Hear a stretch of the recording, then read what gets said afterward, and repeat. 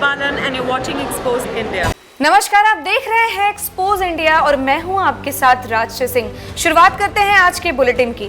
जम्मू में हुए ड्रोन हमले को लेकर शुरू से ही आशंका थी कि इस मामले के पीछे पाकिस्तान का हाथ हो सकता है।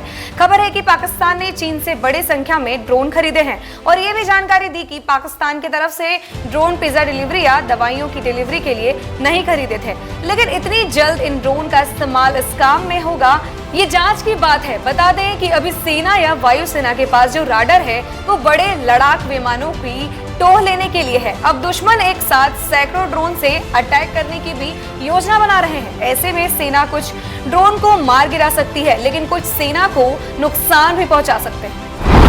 दिल्ली के गाजीपुर बॉर्डर पर किसानों और बीजेपी नेताओं के बीच हंगामा हुआ है। बताया जा रहा है कि बीजेपी के कार्यकर्ता गाजीपुर बॉर्डर पर बीजेपी से जुड़े एक नेता का स्वागत करने के लिए पहुंचे थे, लेकिन यहां एकाएक बवाल शुरू हो गया। बीजेपी समर्थकों का आरोप है कि किसानों ने हंगामा और पथराव शुरू कर दिया था। इस पूरे मामले में किसान नेता राकेश टिकैत ने आरोप लगाया है कि बीजेपी नेता हमारे मंच पर आए थे और अपने नेता का स्वागत करने लगे थे, जो कि गलत है। यूपी चुनाव में बीजेपी से मुकाबले के लिए एक नया गठबंधन खड़ा हो रहा है। ओम प्रकाश राजभर और ओवैसी समेत 10 दलों ने इस मोर्चे को खड़ा तो किया है, लेकिन भागीदारी संकल्प मोर्चा में सत्ता का संकल्प सबसे ज्यादा है। गठबंधन का एजेंडा और फॉर्मूला जाति और जोड़ तोड़ को हवा देने वाला है। राजभर के मुताबिक 5 साल में 5 सीएम बनेंगे, जिनमें मुसलमान से लेकर राजभर, चौहान, कुशवाहा और पटेल समाज के नेता हैं। हर साल 4 डिप्टी सीएम का फॉर्मूला रखा गया है, यानी 5 साल में 20 डिप्टी सीएम बनेंगे। चुनाव दूर है, नतीजे पता नहीं क्या होगा, लेकिन सत्ता और सीएम का फॉर्मूला तैयार है। अयोध्या में राम मंदिर निर्माण को लेकर राष्ट्रीय स्वयंसेवक संघ यानी आरएसएस अब खुद एक्टिव हो गया है। हाल में ही राम मंदिर जमीन विवाद को लेकर राम जन्मभूमि ट्रस्ट पर काफी सवाल उठाए गए थे। इस बीच ये भी कयास लगाए जा रहे थे कि मंदिर निर्माण प्रोजेक्ट की जिम्मेदारी अब किसी और को भी सौंपी जाएगी। सूत्रों के मुताबिक पूर्व में आरएसएस के सहकार्यवाह रहे भैयाजी जोशी को मंदिर निर्माण प्रोजेक्ट की देखरेख की जिम्मेदारी दी जा सकती है। आरएसएस की कोशिश है कि मंदिर निर्माण में जुड़े विवाद को खत्म किया जाए, ताकि इस पर किसी तरह का कोई विपरीत माहौल न बना पाए। जम्मू में ड्रोन हमले के बाद भी साजिश की उड़ान थमने का नाम नहीं ले रही है। बुधवार सुबह जम्मू में सुरक्षा परिसरों के पास फिर से एक संदिग्ध ड्रोन दिखाई दिया।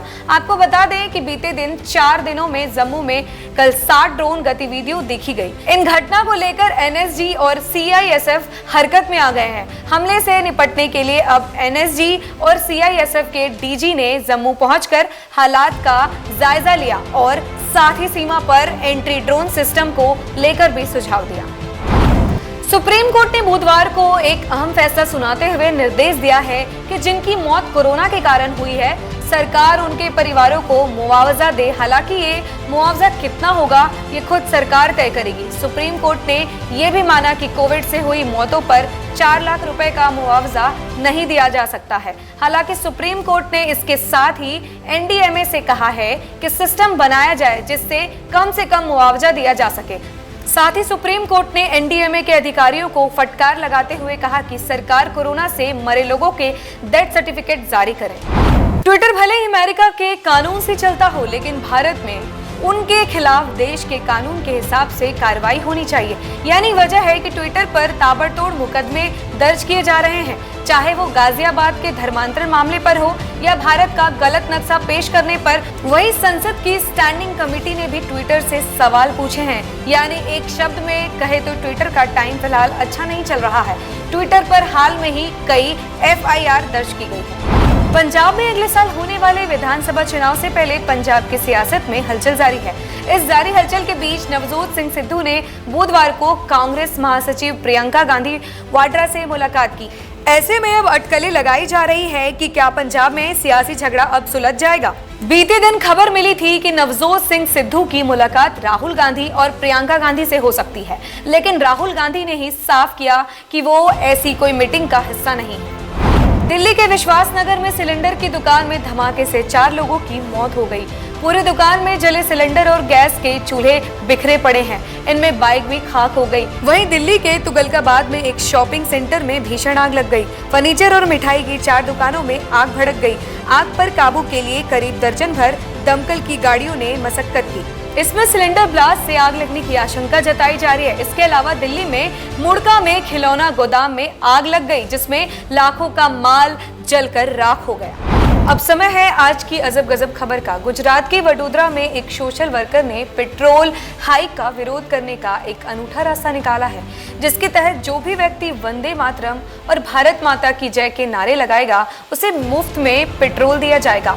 उसके ये तरीका कितना कामयाब हुआ है ये तो आप तस्वीर में दिखे भीड़ देखकर ही अंदाजा लगा सकते हैं। उनके मुताबिक इस वीडियो के जरिए वे पेट्रोल की बढ़ती कीमतों पर सरकार की चुप्पी का विरोध कर रहे हैं और दिखा रहे हैं कि लोग इस पेट्रोल के हाइट से कितने दुखी हैं। देश दुनिया की तमाम बड़ी खबरों से जुड़े रहने के लिए देखते रहिए एक्सपोज इंडिया।